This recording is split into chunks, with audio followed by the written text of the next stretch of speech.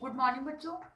बच्चों, पिछली क्लास में हम लोग उफ ये गर्मी जो आपका पाठ 15 था, इस पाठ का अध्ययन कर रहे थे। और आप लोगों ने ये नाटक पाठ जो है सुना भी था और देखा भी था। और उसके बाद आपने इस पाठ को स्वयं भी पढ़ा होगा। जिन्होंने ये पाठ स्वयं नहीं पढ़ा है वो इस पाठ को एक बार स्वयं भी पढ़ेंगे। इस पाठ के शब्दार्थों को याद करेंगे, कठिन शब्दों को। आज की क्लास में बच्चों हम लोग इसी पाठ का प्रश्नोत्तर करने जा रहे हैं। तो आप अपने साथ अपनी पुस्तक में पेज नंबर 111 यानी 111 पेज पर देखिए। इस पाठ के प्रश्नोत्तर दिए गए हैं। तो आज हम लोग मौखिक, लघु और दीर्घ प्रश्नों को करेंगे। साथ में पेंसिल लेकर बैठिए। मौखिक प्रश्नों को आपको अपनी पुस्तक में करना है, लघु और दीर्घ प्रश्नों को आप अपनी क्लास पर कॉपी में लिखेंगे।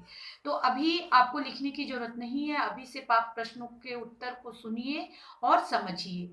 क्लास खत्म होने के बाद मैं प्रश्नोत्तर का पीडीएफ दूंगी, जिसे देखकर आप अपनी क्लास वर्क कॉपी में लघु उत्तरी और दीर्घ उत्तरी को अपनी क्लास वर्क कॉपी में लिखेंगे और मौखिक प्रश्न को आप अपनी पुस्तक में ही करेंगे। तो देखते हैं बच्चों, पाठ 15 हम लोग पढ़ने जा रहे हैं। पाठ 15 का प्रश्नोत्तर पढ़ेंगे हम लोग।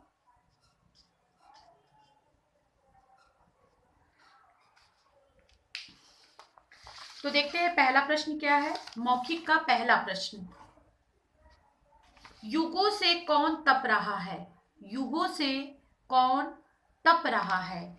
तो इसका उत्तर होगा बच्चों, युगों से सूरज तप रहा है। युगों से सूरज तप रहा है। दूसरा देखते हैं मौखिक का ख, कौन हमें ठंडक का प्रसाद देता है? कौन हमें ठंडक का प्रसाद देता है? तो चंद्रमा हमें ठंडक का प्रसाद देता है। चंद्रमा हमें ठंडक का प्रसाद देता है। अगला है ग, बादलों को किस बात का घमंड था? बादलों को किस बात का घमंड था? तो बादल धरती के लोगों की तपिश को, बादल धरती के लोगों की तपिश को अपनी वर्षा से शीतलता पहुंचाता है। बादल को अपनी इसी शीतलता पर घमंड था। कहने का तात्पर्य है कि यहाँ पे बादल को अपनी शीतलता पर घमंड था। एक बार फिर से देखते हैं उत्तर। बादल को किस बात का घमंड था? तो बादल धरती के लोगों को तपिश से बादल जो है धरती के लोगों की तपिश को अपनी वर्षा से शीतलता पहुंचाता है। बादल को अपनी इसी शीतलता पर घमंड था। और आपका अंतिम प्रश्न है, मौखिक का अंतिम प्रश्न घ, पृथ्वी किसकी परिक्रमा करती है? तो इसका उत्तर होगा बच्चों, पृथ्वी सूर्य की परिक्रमा करती है। परिक्रमा का मतलब चारों ओर घूमना। पृथ्वी सूर्य की परिक्रमा करती है। तो चलिए एक बार फिर से सारे उत्तर को देख लेते हैं। दोबारा सिर्फ इसलिए बोल रही हूँ कि आपको सिर्फ सुन के याद हो जाए, और जब इसके बाद आप अपने पुस्तक में इस आंसर को लिखें तो आपका जो भी थोड़ा थोड़ा बचा है वो लिखते लिखते ही आपको पूरा याद हो जाए। युगों से कौन तप रहा है? युगों से सूरज तप रहा है। दूसरा प्रश्न है, कौन हमें ठंडक का प्रसाद देता है? तो चंद्रमा हमें ठंडक का प्रसाद देता है। अगला है, बादल को किस बात का घमंड था? बादल धरती के लोगों को तपिश को, बादल धरती के लोगों को तपिश से अपनी तपिश को अपनी वर्षा की शीतलता पहुंचाता है, और बादल को अपनी इसी शीतलता पर घमंड था। और अंतिम प्रश्न है, पृथ्वी किसकी परिक्रमा करती है? तो पृथ्वी सूर्य की परिक्रमा करती है। तो इस तरीके से बच्चों आपने मौखिक प्रश्न उत्तर पूरा कर लिया। मौखिक प्रश्नों को आप पेंसिल से ही लिखेंगे अपनी पुस्तक में। आगे बढ़ते हैं, देखते हैं हमारा दीर्घ लघु उत्तरी प्रश्न क्या कह रहा है। बादल किसके कारण बनते हैं? बादल किसके कारण बनते हैं? तो यहाँ पे बादल सूर्य के कारण बनते हैं। सूर्य की गर्मी समुद्र, नदियों, तालाबों आदि के पानी को वाष्पित करती है। इसी प्रकार के या इस प्रकार के वाष्पित जल से ही बादल का रूप बनता है। बादल किसके कारण बनते हैं, एक बार फिर से देखते हैं। बादल सूर्य के कारण बनते हैं। सूर्य का मतलब यहाँ सूरज से है। बादल सूरज के कारण बनते हैं या सूर्य के कारण बनते हैं। सूर्य की गर्मी समुद्र, नदियों, तालाबों आदि के पानी को वाष्पित करती है। इस प्रकार के वाष्पित जल से ही बादल का रूप बनता है। अगला प्रश्न है, धरती के चारों तरफ कौन घूमता है? धरती के चारों तरफ कौन घूमता है? तो धरती के चारों तरफ चंद्रमा घूमता है। धरती के चारों तरफ चंद्रमा घूमता है। अगला प्रश्न है ग, सूरज अपनी ही गर्मी से क्यों विचलित था? सूरज अपनी ही गर्मी से क्यों विचलित था? इसका उत्तर होगा सूरज कई वर्षों से तपने के कारण। सूरज कई वर्षों से तपने के कारण और धरती पर रहने वाले मनुष्यों के द्वारा निर्मित गर्मी के बढ़ने से विचलित हो रहा था। सूरज कई वर्षों से तपने के कारण और धरती पर रहने वाले मनुष्यों के द्वारा निर्मित गर्मी के बढ़ने से विचलित हो रहा था।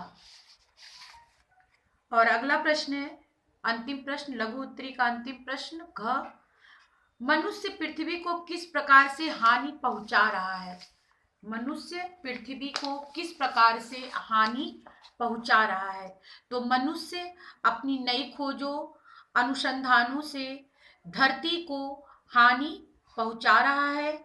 आज हर जगह घर, ऑफिस, कार, रेल आदि में एयर कंडीशनर होने के कारण गर्मी का स्तर बढ़ता जा रहा है। फैक्ट्रियों, कारखानों, वाहनों आदि का धुआं वातावरण को प्रदूषित कर पृथ्वी का संकट बढ़ा रहा है। एक बार फिर से देखते हैं, मनुष्य पृथ्वी को किस प्रकार से हानि पहुंचा रहा है? तो मनुष्य अपनी नई खोजों, अनुसंधानों से धरती को हानि पहुंचा रहा है। आज हर जगह घर हो, ऑफिस, कार, रेल आदि में एयर कंडीशनर का मतलब होता है एसी से होने के कारण गर्मी का स्तर बढ़ता जा रहा है। फैक्ट्रियों, कारखानों, वाहनों आदि का धुआं वातावरण को प्रदूषित कर पृथ्वी का संकट बढ़ा रहा है। तो ये था बच्चों आपके लघु उत्तरी का अंतिम प्रश्न। आगे बढ़ते हैं दीर्घ उत्तरी प्रश्नों की तरफ। और पहला दीर्घ उत्तरी हमारा प्रश्न है, कभी भी हमें अपने को न तो छोटा मानना है और न किसी को अपने से कम आंकना है। कहने का मतलब है हमें जो है कभी भी हमें अपने आप को न तो छोटा मानना है किसी से कि हम उससे जो है कम है या उससे अच्छे नहीं है, उससे खराब है, और न ही किसी को अपने से कम आंकना है। इन पंक्तियों को या इन पंक्तियों का आशय स्पष्ट कीजिए। आशय का मतलब होता है कि ये जो पंक्तियां दी गई हैं हमें इनका अपने शब्दों में मतलब बताना है। तो देखते हैं, इन पंक्तियों से आशय यह है कि मनुष्य अपने स्वार्थ की पूर्ति के लिए दूसरों का शोषण करने से नहीं चूकता। वह अपने को बड़ा मानकर दूसरों की स्थिति को छोटा समझता है। इसके अतिरिक्त जीवन में अधिक निराशा होने पर भी व्यक्ति अपने को कम समझकर आगे बढ़ने में झिझकता है कि वह यह काम नहीं कर सकता। इस वजह से वह आगे बढ़ने में झिझकता है, जिस कारण जीवन की गति में वह पिछड़ जाता है। अतः हमें न तो किसी को छोटा समझना चाहिए और न स्वयं को किसी हीन भावना से ग्रस्त करना चाहिए कि मतलब ये समझ ले कि ये काम वो नहीं कर सकता, जिसकी वजह से वो अपने आप को पीछे समझे। एक बार फिर से देखते हैं इन पंक्तियों का, कभी भी से लेकर कभी भी हमें अपने को न तो छोटा मानना चाहिए और न ही किसी को अपने से कम आंकना चाहिए। तो एक बार फिर से देखते हैं इसके उत्तर को। इन पंक्तियों से आशय है कि मनुष्य अपने स्वार्थ की पूर्ति के लिए दूसरों का शोषण करने से नहीं चूकता। वह अपने को बड़ा मानकर दूसरों की स्थिति को छोटा समझता है। इसके अतिरिक्त जीवन में अधिक निराशा आने पर भी व्यक्ति अपने को कम समझकर आगे बढ़ने में झिझकता है, जिस कारण जीवन की गति में वह पिछड़ जाता है। अतः हमें न तो किसी को छोटा समझना चाहिए और न स्वयं को किसी हीन भावना से ग्रस्त करना चाहिए। अंतिम प्रश्न है, मानव के बढ़ते कदम ने पृथ्वी पर आज तापक्रम को बढ़ा दिया है। सूरज ने ऐसा क्यों कहा?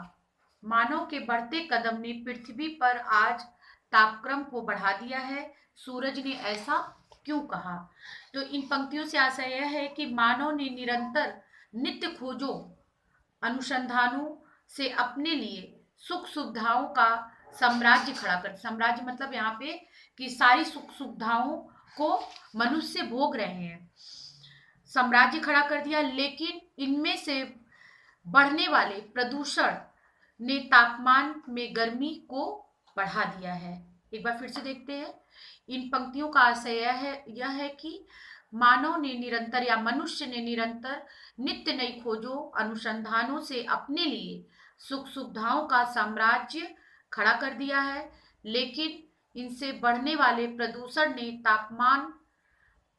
ने तापमान में गर्मी को बढ़ा दिया है। तो इस तरीके से बच्चों आपने पाठ 15 के मौखिक, लघु और दीर्घ प्रश्नों को जाना है। इस वीडियो के साथ मैं आपको इन प्रश्नों के उत्तरों के पीडीएफ आप दूंगी आपको, तो आप पीडीएफ से देखकर मौखिक प्रश्नों को अपनी पुस्तक में लिखेंगे और लघु और दीर्घ उत्तरीय प्रश्नों को अपनी क्लास वर्क कॉपी पर। अगली कक्षा में हम लोग फिर मिलेंगे बच्चों और इसी पाठ के अभ्यास प्रश्नों को करेंगे। तब तक आपका होमवर्क यही है कि आप इन प्रश्नों के उत्तर को अपनी क्लास वर्क कॉपी में लिखें और उसके साथ ही इन प्रश्नों को याद भी करें।